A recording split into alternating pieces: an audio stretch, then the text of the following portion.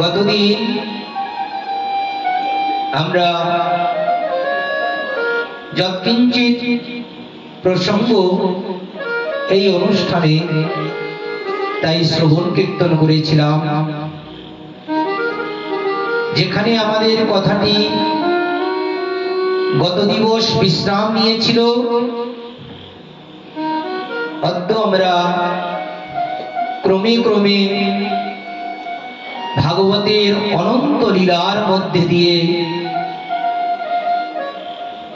কিঞ্চিত কিঞ্চিত লীলাকে স্পর্শ করে তাই আমরা আমাদের এই যাত্রা আরম্ভ করব। গতদিন আমি একটি স্থানে এসে ভাগবত কথার বিশ্রাম জানিয়েছিলাম। সেই স্থানটি হচ্ছে ভক্তি দেবীর সঙ্গে দেবর্ষী নারদের সাক্ষাৎ হয়েছে। সেটা কোথায় বসে হয়েছে? শ্রীধাম বৃন্দাবনে বসে।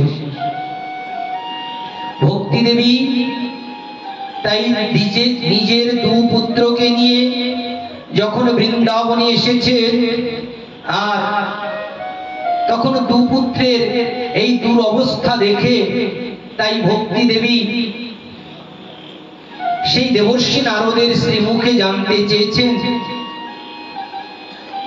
হে দেবর্ষী, আপনি তাই কৃপা করে আমাকে বলুন তো যে আমি এই শ্রীধাম বৃন্দাবনে এসে এত সুস্থ আর তরুণী এবং আমি এত আনন্দিতা হলাম, কিন্তু আমার দুপুত্র তারা কেন বৃদ্ধ অবস্থা প্রাপ্ত হয়েছে?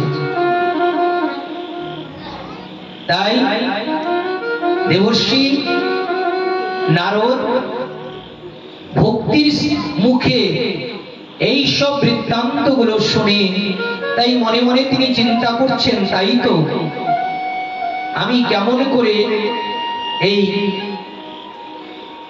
একটা প্রণাম করে বসুন। সবাইকে প্রণাম করতে হবে না, এখন অনুষ্ঠান অন্তে পরস্পর চরণধুলি বিনিময় করবেন,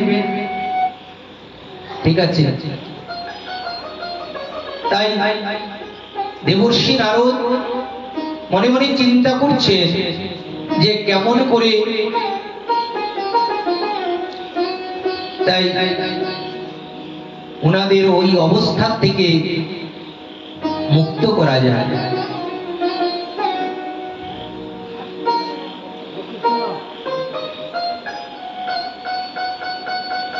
একটা আসন এনে দিন ওখানে। तो प्रेम से बोलिए बांके बिहारी लाल की जय हो।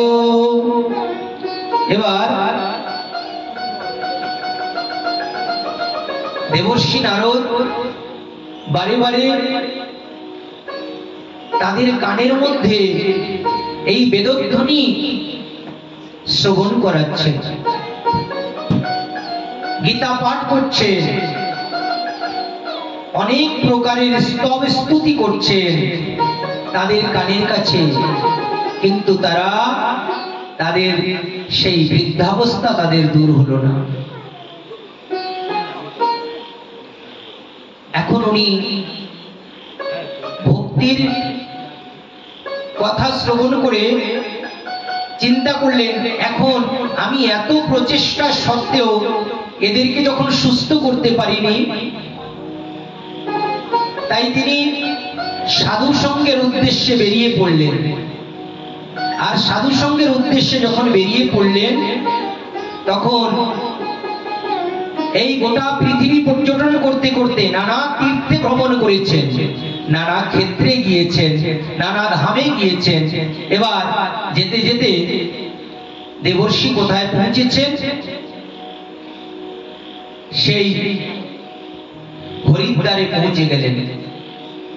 আর সেখানে হঠাৎ দেখতে পেলেন যে আমার সহোদর অর্থাৎ আমার জ্যেষ্ঠ ভাই সনক সনন্দ সনত কুমার এবং সনাতন তাদের সঙ্গে দেখা হয়েছে। দেবর্ষি বলছেন, হে চতুষ্ষণ, আপনাদের চরণে আমার সশ্রদ্ধ দণ্ডবোধ প্রণাম। দেবর্ষি তাদের প্রণাম করেছেন। প্রণাম করার পশ্চাতে বলছেন, দেবর্ষি, আপনার শ্রীবদনখানি দেখে মনে হচ্ছে আপনি খুব ব্যাকুল, আপনি খুব চিন্তাতুর রয়েছেন, কোন গভীর চিন্তা করছেন আপনি কোন একটি বিষয় নেই। সেই বিষয়টা কি আমরা শ্রবণ করতে পাবো? বলছে, দেখো, আমি শ্রীধাম বৃন্দাবন থেকে অতি শীঘ্র ছুটে এসেছি এখানে, এবং আজ আমি জগতে সবার দুঃখ দূর করে থাকি আর সবাইকে আমি ভগবত উন্মুখী করে থাকি, কিন্তু আজ সেই জ্ঞান এবং বৈরাগ্য নামক দুজন ভাইকে আমি সুস্থ করতে পারিনি। তাই তোমাদের কাছে আমি তার সন্ধান জানতে চাইছি যে সেই জ্ঞান এবং বৈরাগ্যের এই দুরবস্থা কি করে দূর হবে।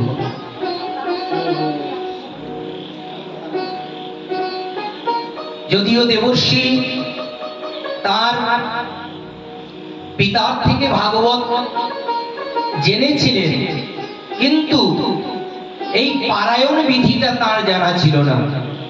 পারায়ণ মানে 7 দিনে যে ভাগবতে সত্য সত্য কারোর মুক্তি হয়, এই সন্ধানটা দেবর্ষির অজানা ছিল।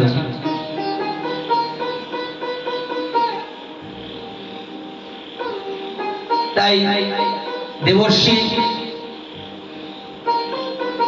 দেবর্ষিকে আজ চতুষ্ষণ জানিয়ে দিলেন যে কেন তোমার জানা নেই যে ভাগবত সকল রকম দুঃখ বিমোচন করতে পারে, সকল রকম আপদ বিপদ ভাগবত, যার ভাগবত জীবনে যে সর্বস্ব মনে করেছে আর ভাগবতকে যে শ্রদ্ধা সহকারে তাই হৃদয়ে ধারণ করেছে, তার কাছে কোনোদিন দুঃখ কষ্ট আসতে পারে না।